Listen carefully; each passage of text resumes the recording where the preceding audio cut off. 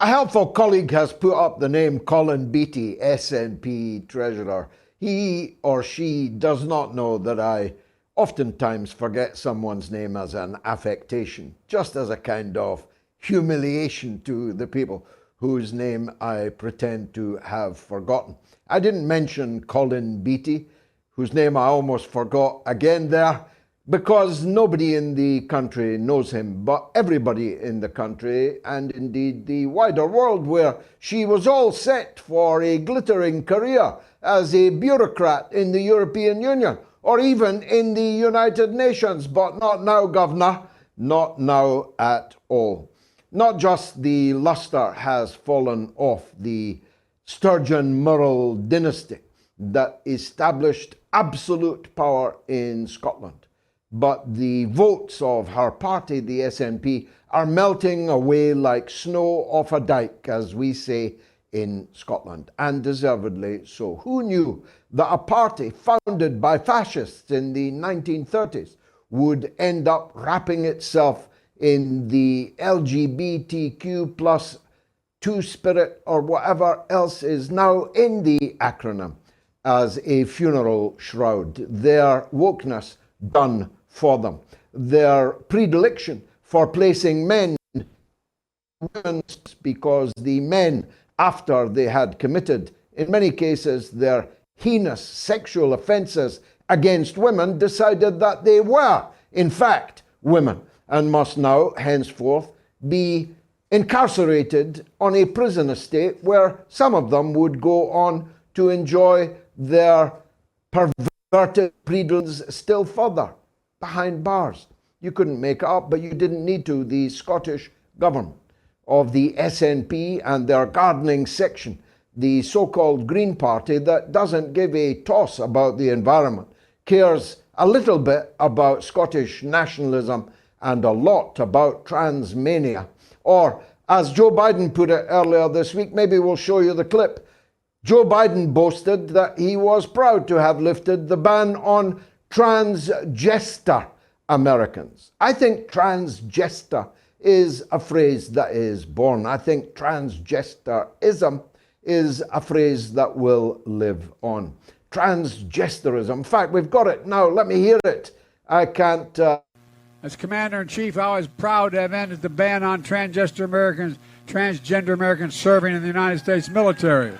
As Commander-in-Chief, I was proud to have ended the ban on transgender Americans serving in the United States military. Well, the foes of the United States are no doubt quaking in their hobnail boots at the transgender Americans unleashed by Joe Biden in the NATO army. But my point is, the Scottish Nationalist Project has been murdered, not because of its nationalism. There will always be 25 or 30% of Scots who would like their country, my country, to be a separate state, to build a wall, to coin a phrase, along the border, providing jobs for German Shepherd dogs and border guards and the like. But most Scots are far too canny to go along with that. But it wasn't the nationalism which done them in. It was the wokeism. That and the gangster-ish tactics of the Sturgeon leadership towards not just their internal dissenters at this time, but towards her predecessor, Alex Salmond. Now, I disagree with Alex Salmond very profoundly on many things, but he is a friend of mine, a former parliamentary colleague of mine of many years standing. And the people around Nicolae Sturgeon, they know who I mean, and very few others do know who I mean. And I'm not legally allowed to tell you who I mean. But the people around Nicolae Sturgeon tried to fix it for Alex Salmond, a very overweight man of the same age as me, to die in prison behind bars on sex charges that were thrown out by a majority female jury in the Scottish High Court. And then the Sturgeon administration began making the necessary steps to abolish juries in sex charges. That's the kind of people they are. So I will myself never forgive them for what they did to Alex Salmond. I am glad that the SNP is now crashing and burning. But whether or not she is guilty of whatever it was she was arrested for today, that will remain a matter for the legal process. Let's hope, for her sake, it's a better legal process than the one faced by Boris Johnson, a man elected in 2019 by 14 million people, including people who had never voted Conservative before, and who racked up an 80-seat majority in the House of Commons. By today's standards, a landslide victory. He was not very long in the door when the people that he clasped to his breast were intriguing to get him out of the door. Not just out of the door of number 10 Downing Street, but out of the door of Parliament itself. Now, one part of me says it couldn't happen to a nicer fellow. I find Boris Johnson amongst the most repugnant of all the human beings it has ever been my, privilege to know. I have known many. I have known many in Parliament.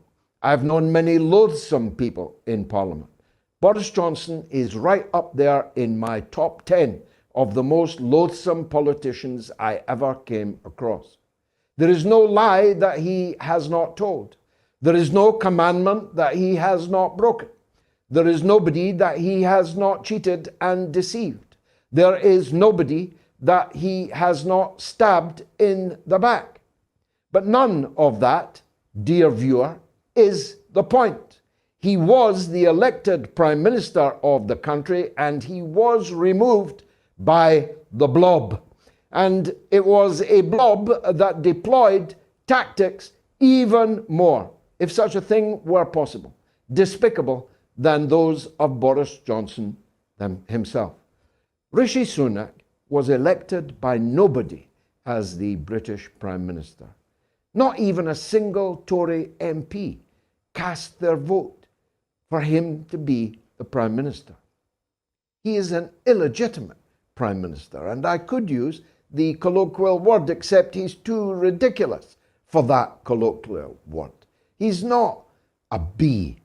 He's a clown, a C. I saw a picture of him yesterday at an American baseball game, striding purposefully, all 4'11" of them, to shake hands with a large American eagle. Not a real one, but a stuffed one. And I thought to myself, is this what Britain has become? Is this the country that used to be known as Great Britain, governed by a usurper?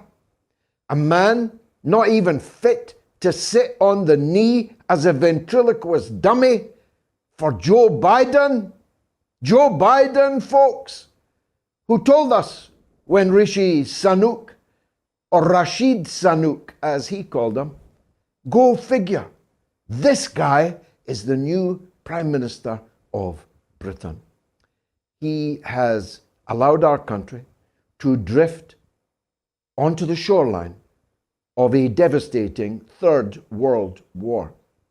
Boris Johnson might well have done the same, but could well at least have claimed that he was the elected Prime Minister. When a usurper takes his country to the brink of ruin, economic ruin, and military destruction, what can one say except this man does not represent me in any shape or form? In fact, does not represent anybody.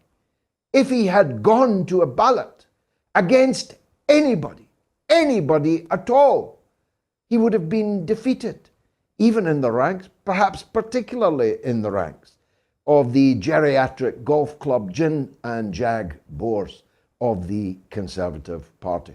They think they should still be ruling India, not that a little runt of Indian extraction should be ruling them. But he's there, and he has fixed it with the assistance of the kangaroo court, though that is an insult to all kangaroos, of the so-called Standards and Privileges Committee, at the hands of which I myself have suffered. It was a kangaroo court delivering a verdict not on behalf of itself, but on behalf of the supporters of Rashid Sunak and Keir Starmer and the Blairites of so-called New Labour. It was to rid themselves of this turbulent priest, because you haven't heard the last of Boris Johnson. Boris Johnson is still a very considerable and formidable political figure, a worthy foe in political terms for anyone who has to fight him. And I predict his return.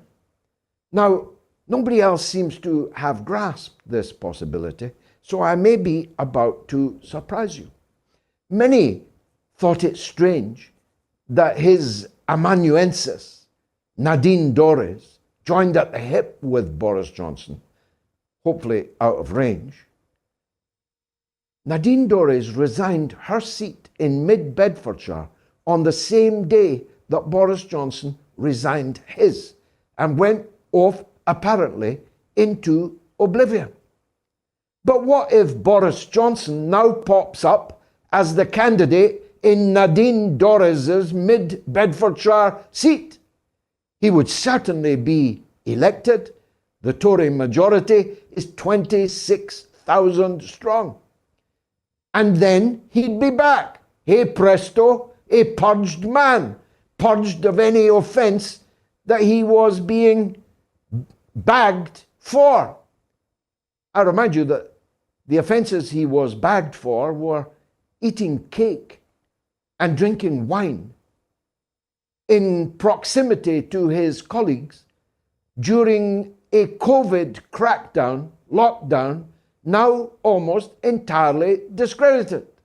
One which he himself imposed, yes, but which is now regarded as one of the gravest political, policy, government mistakes of all time, which has wrecked the British economy, wrecked the mental health of many people in Britain, many of them in Parliament, it would seem. His transgressions would be purged if he came back as a Member of Parliament for a new constituency. It would be his first day back at work. I don't know if even Boris has thought of that one. But if this gives him any hint, I would say that he should do it. Because if there's one thing I loathe more than the blob that is Boris Johnson, it is the blob that is the Guardianista Commentariat and their parliamentary representatives, who now number in their many hundreds, and the civil service blob that never accepted the key policy of Boris Johnson in the first place. And I know that many of you are not going to like what I'm saying, but I have to say it. In 1975, when I was the tea boy to the late and great Mr. Benn, the best Prime Minister we never had, I was running around the country fighting in the referendum to withdraw from what was then the European Economic Community. Some, like Mr. Shore, were more concerned with issues of trade and Commonwealth preference and so on. Mr. Foote was more concerned with the threat of membership to parliamentary democracy, and both were correct in every particular that they said about that. But for Mr. Benn, and by extension me as his young tea boy, 21 years of age, what mattered was this: if people are taking decisions on your part that you have not elected and cannot remove, you will ineluctably go along a yellow brick road into perdition. A perdition of a European superstate that will be run by unelected people whom you cannot remove, but who are taking decisions of such magnitude that, as of now, they threaten the very existence of humanity. Never mind the economy or the society or the culture of the peoples of Europe, but their lives themselves. We are now being led by somebody called von der Leyen. Spell it, I dare you. Somebody called Joseph Borrell. Picture him in your mind. I challenge you. Right to the brink of nuclear catastrophe. One which will now be visited on all of the peoples of Europe and us in Britain. Even though we decided to Brexit, we are marching in lockstep with these European bureaucrats that we did not elect and cannot remove. And this evening, 250 NATO aircraft are parked on the runways, their engines burning around the Russian Federation. They are in Germany, and they are in the so-called Baltic republics, the tiny principalities and statelets that represent the advance guard of NATO in the surrounding, the encirclement, the siege of Russia. And I'm here to tell you, not because anyone in Russia told me, I might not even be right, but it is my belief, and I've been right before, that if any of these 250 NATO aircraft enter Ukrainian airspace, if any of their warships enter Ukrainian waters, and if any of their soldiers place foot in the territory of Ukraine, a state of war, which will ineluctably become a nuclear war, will exist between NATO and Russia. And the whole future of humanity will be in peril. I warned back in 1975 that we'd end up with a Europe like this. Something else that I was right about. Fasten your seatbelts. It's going to be a bumpy night because this is the mother of all talk shows.